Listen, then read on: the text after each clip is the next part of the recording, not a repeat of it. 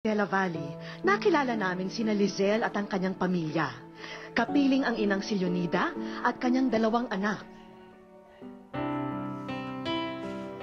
Habang abala sa gawaing bukid si Aling Leonida, abala rin si Lizelle sa mga gawaing bahay.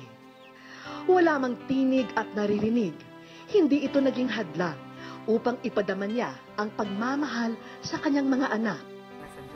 Pasalamat lang po ko sa Diyos nga akong nadawat akong mga anak, akong apo. Kay akong apo daw, timiruno, di jud ko madawat nga mauna nahitabong buntis kay kuan lagi, tungod sa kalisod, sa kapait. 26 na taong gulang na ngayon, si Lizelle. Sa kabila ng kanyang kapansanan, naging malapit pa rin siya sa kamalasan. 2 beses kasi siyang pinagsamantalahan ng magkaibang lalaki. Sa payak na tahanan nila, agad mapapansin ang mga larawan sa dingding. Siya ang kapatid ni Lizelle na si Leonila na namamasukan sa malayong lugar. Mapalad na nakatagpo siya ng mabait na pamilya. Pero madalas pa rin iniisip ni Leonila ang pamilyang naiwan sa Compostela Valley. Lalo na ang kanyang pinakamamahal na ate. Sumunod po sa wish ko lang para po matulungan yung kapatid ko. Gusto ko lang matulungan sila yung sa mga pangangailangan nila kung 3. Ganun po. Sinundo namin ang pamilya Ligutong. Hindi pa nila alam ang aming tunay na pakay. Dinala namin sila sa isang kainan. Isang salo-salo ang kanilang dinatnan. Si Lizelle halatang ginaganahan sa pagkain. Maya-maya pa'y lumapit ang waiter. Kaagad na kinuha ni Aling Leonida ang nakalagay na liham. Mula raw ito kay Leonila na nasa Laguna. Kumusta kayo po? Sumulat ko sa wish ko lang. Maluha-luha si Aling Leonida sa kanyang nabasa.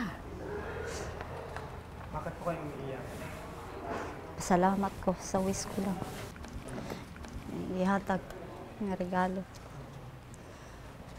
Salamat po. Pero wala silang kamalay-malay na nasa kabilang kwarto lamang ang anak na si Leonila.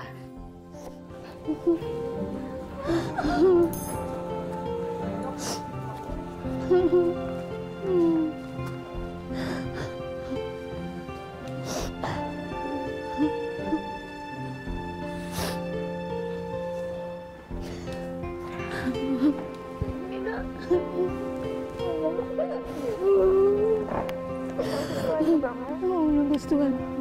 Salamat kanina.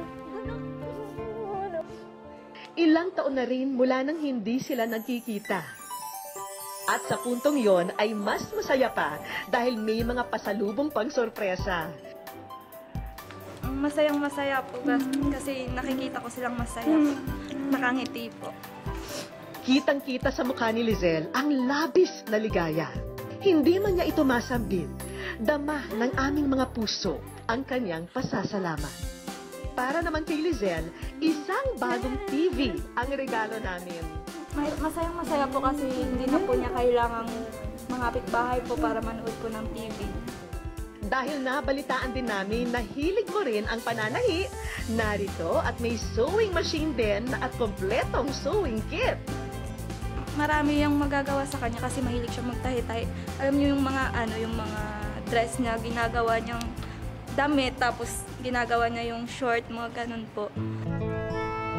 At matapos ang sorpresa, ay inihatid na namin ang mag-iina sa kanilang tahanan. Lingid sa kanilang kaalaman, may dagdag pang regalo na naghihintay sa kanilang pag-uwi. Matatamis ang mga ngiti ni Lizelle at Aling Leonida dahil sa nadatnan. Inyong-inyo na po ang sari-sari store na ito at naway makatulong ito sa inyong pamilya. Salamat sa sinuhan. Maraming salamat po sa wish ko lang sa pagtulong niyo po sa amin. May mga bagay na ipinagkait kay Lizelle, kakayahan at hustisya. Pero sa kabila nito, mayaman naman si Lizelle sa biyaya ng pagiging isang ina at pagmamahal ng kanyang kapatid at ina. At ito ang bagay na ipagsisigawan ni Lizelle sa kanyang tahimik na mundo.